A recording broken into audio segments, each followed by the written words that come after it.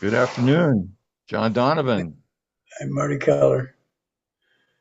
and welcome to the Intentional Living Fan Club to our latest podcast. John Donovan in Oceanside, California. Marty Keller here in Sacramento, California, and we have been sharing conversations for the past 4.5 years about the intentional living practice that John's developed over the course of the last quarter century. And what we do here in the intentional living process is all about is dealing with compulsive behaviors, dealing with patterns of behavior that show up in our lives in ways that we say, why am I doing this? Why am I behaving in a way my conscious mind says I don't want to do this, and yet I feel compelled to do it? It might be something as complex as deciding you don't want to drink anymore and finding yourselves drinking anyway. Right. Uh, or it can be the opposite. It can be a behavior that you say you want to engage in and you don't do it. Like I'm going to start an exercise regime and you don't do it. Yeah. So there's something about human beings that um, generate patterns of behavior that our conscious minds oftentimes um, are mystified as to why these are happening when we say we don't want them. And so the intentional living practice is all about, to use a great word that John's applied in the past, demystifying these behaviors. Not only demystifying them, but actually, what I've learned in this process is to use what I observe in my patterns of behavior to create something different.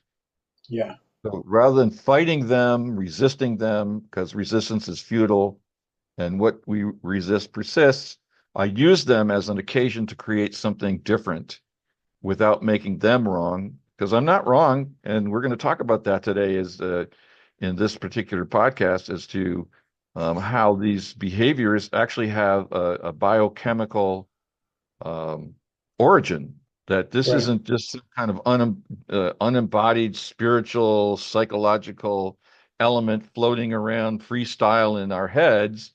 No, this is actually tied to our brain structure, our nervous system, and oftentimes these compulsions that we feel actually are rooted in the brain stem itself. Hmm.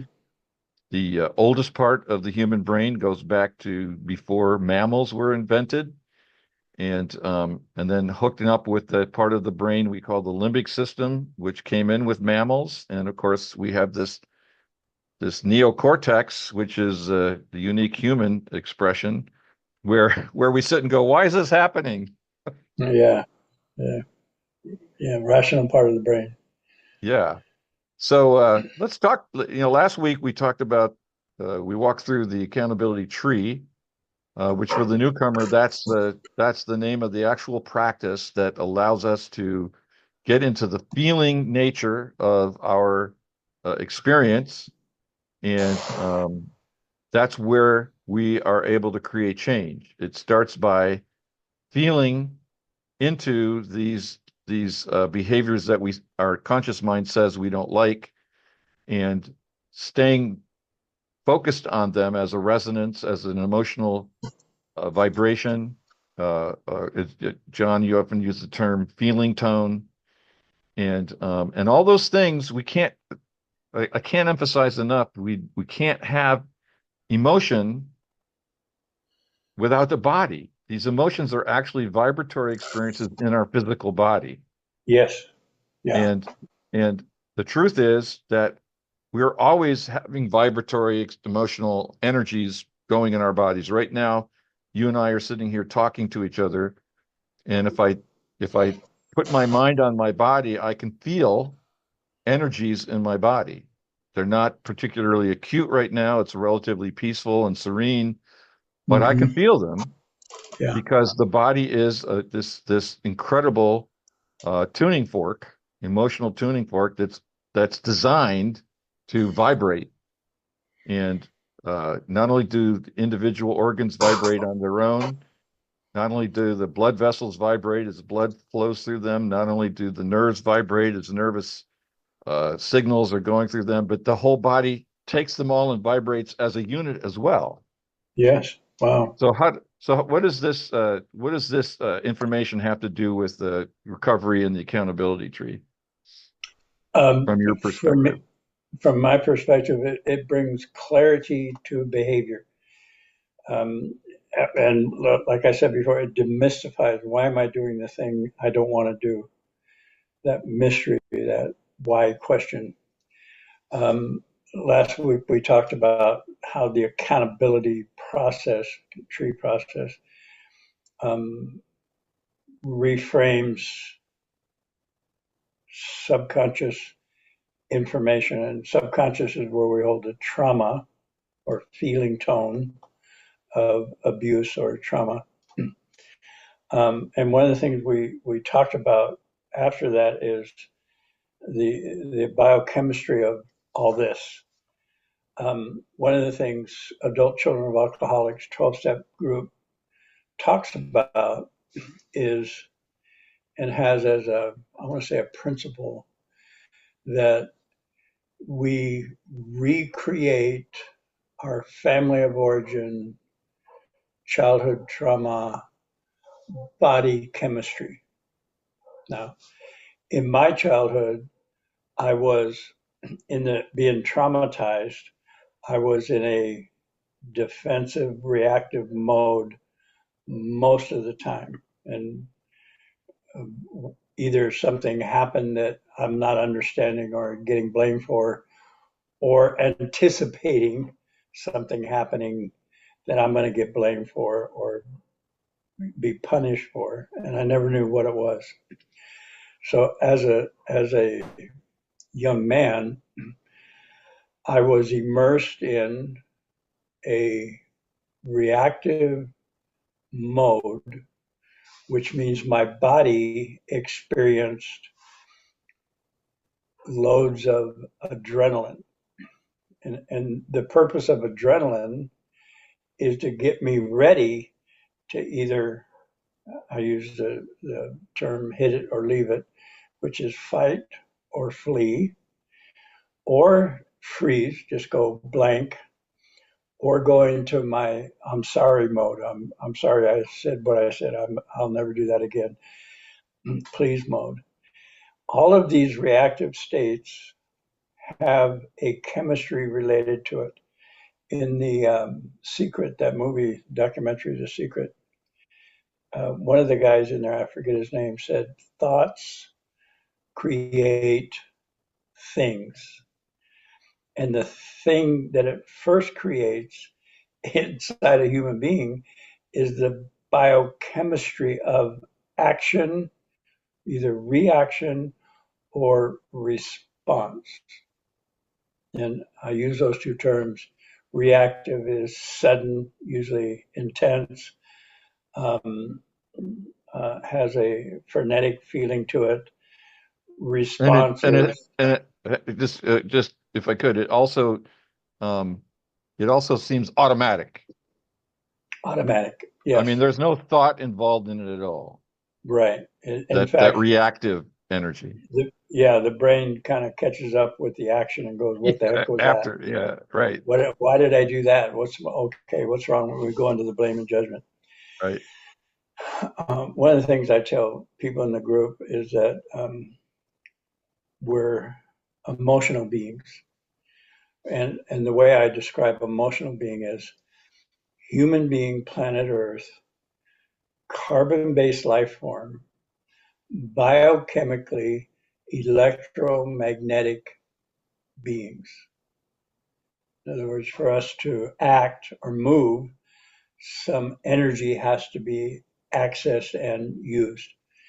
And the energy is, in the physical world, is stuff, chemistry. It's if I had it like a chemistry set and I wanted a volatile reaction, I'd mix two things together and get a reaction.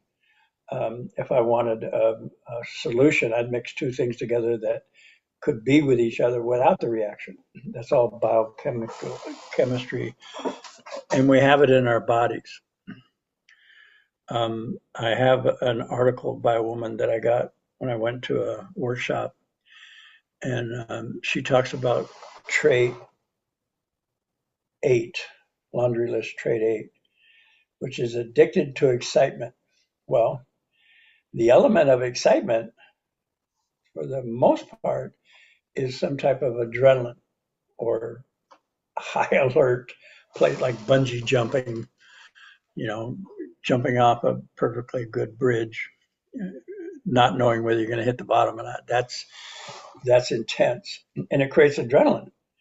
Um, One of the examples we used last time was burnt toast. Well, in my case, burnt toast created a reaction that was infused with adrenaline because something in me, my value or my sense of self, was attacked. That's not the right word, but I was devalued as what I knew to be me. And if I see something devaluing me, means I'm not worth, which means I'm expendable. There's an adrenaline reaction. Um, when I'm in a reactive mode, I'm immersed in some type of cortisoid or stressor. And that's where the complex post-traumatic stress comes from. And if I'm in a post-traumatic stress response, the display or the action coming from that is in this column: codependency, addiction, or some type of avoidant behavior. And what I'm avoiding is the sense of self, where I'm at in the moment. I don't want to be here. This is too dangerous. I either want out or I want you to go. And therein lies the reactive response. We also talked about the aspects of the brain, brainstem, midbrain, and the brainstem is that part of our brain that is powerful. It beats our heart. It takes a banana, I eat it, and it turns it into me somehow. And that all happens below my conscious level. And we address triggers and reactions. Those are also happening below my conscious level. And we talked about noticing them in the moment and being able to say the truth without blame or judgment in the moment to address body chemistry, which is, for me, in a traumatic or triggered response, is some kind of danger, some kind of threat to my image of who I am or my existence. And now we're not talking about this mechanism, this survival mechanism that creates adrenaline, as a bad thing. Like, hope it never happens. There may be a time when I need to get into a reactive response mode for safety, like driving a car, somebody pulls close to me and I automatically move out of the way or do some defensive driving to stay safe. That comes from my subconscious, depending on the intensity of whatever the event might be or accident might be about to happen. So it's not about not having the adrenaline response, but having the adrenaline response in proportion to the event that's happening in our lives. Again, the example was burnt toast. I'm screaming and yelling. That's out of alignment with the event. And it's body chemistry. It's adrenaline. And adrenaline is what kept me alive in my childhood, giving me the ability to disappear. Like in public, I could like not be seen or freeze or develop a pattern. I developed this rebel aspect of myself early in my life.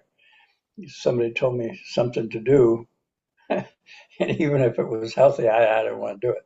I would do the opposite, which didn't make sense to me sometimes. So Yeah, That's body that. chemistry. That's Well, just an example of the mystifying behavior that we talked about at the top of yes, the beginning of the podcast. I mean, right. that goes back to childhood, apparently.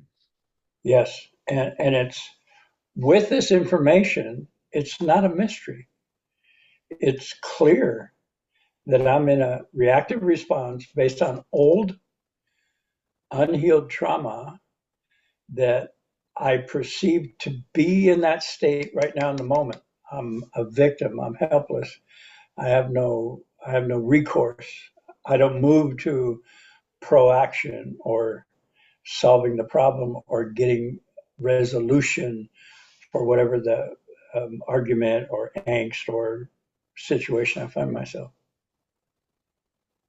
Well, the the thing I want to emphasize here is that once I recognize that we're dealing with biochemistry and we're Yeah. dealing with physiology and neurology, then it does help demystify this in Yes. another way, which is that um, this is the way evolution created human bodies. And Yes. this is a gift rather than a curse. The fact Correct. that the fact that our neurology is structured in such a way that we respond as little children with adrenaline in situations where we're feeling unsafe, Yeah. even though it turns out over time to be a challenge to us, in the moment, it's perfectly appropriate. Yes. Whether as an adult looking back on it, I go, well, I wasn't really under threat. That's not relevant because it's how we felt as in the moment as little children. And let's remember, our little bodies are still developing. Yes. The brain is still developing. So all of these things are happening it's from 0 to 5, let's say, in the preverbal part of our lives. Yeah. They're all happening as the body and the brain are still developing and absorbing what's going on and responding or reacting, as we talked about before, reacting to what's going on because the gift of the human brain is that it is designed to regulate our experience to keep us safe and healthy. Hmm. And so if I'm a little 2, 3-year-old kid and I hear my parents yelling and screaming and my heartbeat goes up and adrenaline starts, that's my body trying to keep me safe from a threat Yeah. that I Hmm. cannot name. I Right. just it just feels threatening. And Yeah. if I don't have parents or caregivers who are astute enough to appreciate that traumatizing is happening and then can intercede and help deal with it in the moment, then it just gets stored into my tissues. It gets stored into the brain. It gets stored into the muscles. It gets stored in wherever memory is stored in the human body, which is um, it's diffused through the entire body, not just in the brain. Then Yeah. it just lives there until something intercedes to create something different. And that's where the accountability practice to me is so powerful because the very same biochemistry that created the defense can now be applied to create something different. Yes. So Absolutely. the body chemistry is a gift now in a different way that we're in adults in recovery because now we can intentionally apply the gifts of our biochemical electromagnetic makeup to creating something different. Yeah. Yeah. And that's what the tree does. Right. The tree reframes the trauma, which influences the body chemistry, um, and takes the power out of what we call trigger or the thing that initiates the reactive response. Well, the we talked about this last week, but I'd like to just really emphasize this based on the approach that we're taking to this week, which is that in the accountability tree, we talked about the part that you have up there in brackets between choice and powers is my truth, breathe, emotion, and I intend. So that what we're talking about here is the emotional resonance. Remember, I said earlier that this, and you concurred. This body that we have is a resonating, vibrating electrochemical entity that's always in motion.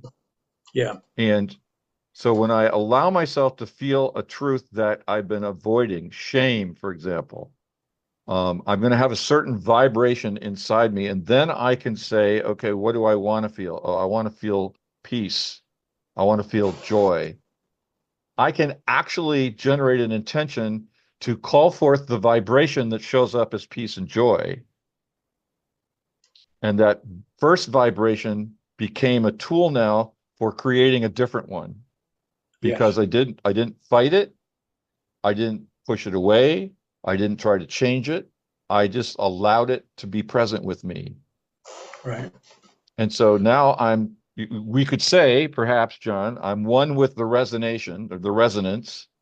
And now that I'm one with the resonance, I can change it. I can change the resonance because the electromagnetic spectrum goes up and down. Yep. And so I intend to be at peace becomes a new instruction to the source of the vibration that we call emotion in Yep. the brain, in the adrenal glands, in the other parts of the mind or the brain that secrete dopamine or um, the other Serotonin. resonances, serotonin. Yeah. And that for me, that's like, when I first started working with you, we didn't discuss it in these terms. This is just additionally powerful insights that just verifies what my actual experience is. I didn't know any of this stuff. And by the way, if you're a newcomer, you don't need to know any of this anyway to do the work. Right. Right. Right. This just helps us understand and appreciate how it works and why it works. Yeah. Yeah. It's reframing, and the emotion feeling is a source of information, Yes. of um, awareness. Um, and I lost connection with my emotional feeling body as a child in order to survive. I dismissed, ignored, or said I didn't have it, which is denial.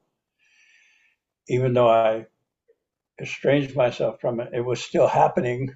And that's where the confusion happens because I say I'm not an emotional being, and yet I find myself in a sometimes hysterical or emotional looking response, and then I have to explain it to somebody, and I don't have the words, I don't have the vocabulary or the language to bring clarity to what's going on internally with me. Well, I think one So of the things that we forget as we do this recovery is that we live in a culture that consciously uses adrenaline as a way to generate sales, generate oh God. clicks. But so there's a I don't know how conscious it is that people say let's make everybody adrenaline addled, but certainly when I sit there and I play free cell on my phone and I win, I get a little squirt of adrenaline. Yep. Yep. Or Yep. if I go to Amazon and the thing I want is there and I click on, so there's this, so our whole culture is, I don't know if it's accurate to say, it's like to hear what you say, but our whole culture in certain ways adrenaline addicted Yeah. and uses adrenaline. I mean, look at how we talk about our politics. The world will end if this person's elected. No, the world will end if that person's elected. Oh my God, climate is going to burn up, and that we're always, it's like reproducing family of origin body chemistry, walking on eggshells, always worried, always on high alert. Yeah, we live in a society that normalizes that state and then use that state to control or manipulate, especially in, what's your party, what's your tribe, who are you affiliated with? It's like just watch a football game and watch people get riled up because their Right. team, they've identified so much with their team, they're um, acting acting the way they act, which is my team won, yay. Yeah. My team lost. Oh my God, it's the end of the world. So And I'm not saying there's anything wrong. no, This is again, this is the way we've evolved. And when we become conscious of these things, it gives us greater choice.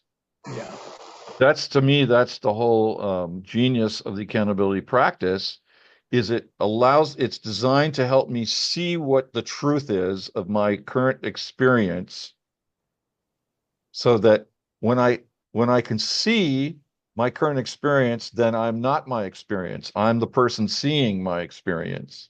great point. So Great point. so my experience now becomes the object of my awareness.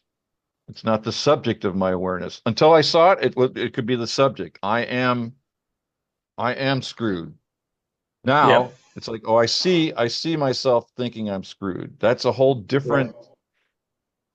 So when I create that Perspective. separation, again, now I can create something different. Yeah. This goes to the perception of what's happening. I can see one of the things that was mind boggling to me is that I thought I was my behaviors, Right.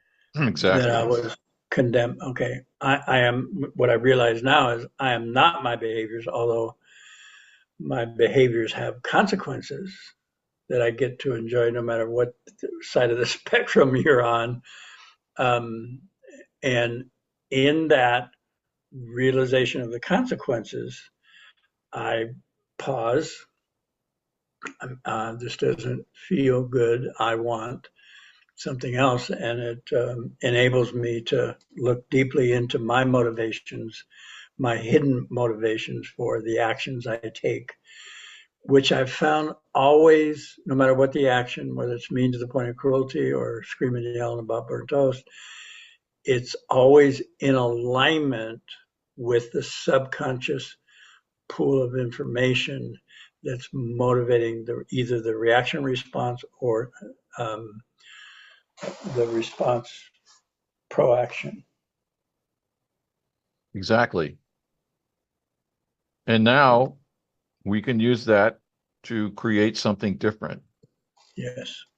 And so at the beginning of the podcast, we always introduce the podcast and saying we're talking about observing or learning patterns of behavior that we find ourselves indulging in that we say we don't want. And so here we Right. are. The accountability tree is designed to help us see that. Now, my experience in doing recovery with you is that it's not necessarily going to happen the very first time I observe something that I hadn't seen about myself. It Yeah. takes a number of observations to see a pattern. So I might say, I'm dealing with a particular thing that's pissing me off or scaring me in this moment. And if I come back to meetings over the course of 2, 3, 4 months, I might start to see a pattern emerge. And then that's a new layer of gold Yeah. for myself because now I can say, oh, I wonder if my current upset, my current anger, my current fear is part of a recurring pattern or is this something else? Yeah. And again, I'm a witness to it when I can see it and I also am the participant in creating something new. Okay, I still intend to feel at ease. I intend to feel peaceful and I intend to feel serene, whatever it is that I'm motivated to choose. And once I'm aware of a pattern or a behavior that don't I no longer want. Yeah. And again, we started out by we're talking about this is all starts out as a biochemical process. We're human beings, so it's not merely biochemical. Right. because we're also we uniquely have the ability to turn this into a spiritual and psychological reality as well as a physical reality, and we're Mhm. integrated. We're integrated Right. from our divine down to our physical. Right. And again, what I think that the accountability practice takes advantage of this integration and helping us generate something new, something positive. Or I don't want to use positive because I can generate something negative if I want. Yeah. Yeah. Um, generate something different, as you like Yeah. to say. Yeah. It's neither good nor bad, but either it's either working for me or it's not. Right, Yeah. right. Well, come to the Mhm. end of another great time together. Yeah. Um, I want to invite everybody who's listening, particularly if you're a newcomer, to check out the accountability practice. We do this in group meetings, and we have four of them a week. And so hopefully there's a time that's convenient for you. And if you're interested, they're all on Zoom. So at the end of the podcast, our great producer will have a screen with all the information as to time, day, and Zoom address. So we invite you to check it out. Come ask questions. Come work the tree if you want, and see if there's something in this practice for you. And with that, John, I leave you the last word. Um, yeah. It, it's it's more effective witnessed by people, and the group offers the opportunity to observe the process, see the shift in people, or participate in the process and notice the shift or feeling tone inside yourself. Yeah. All right. Thank you, Marty. Well, thank you, John. And again, thanks everybody for joining us. And stay tuned. We'll be doing this again. Yes, we will. Take care. Okay, Marty. Bye. Yes.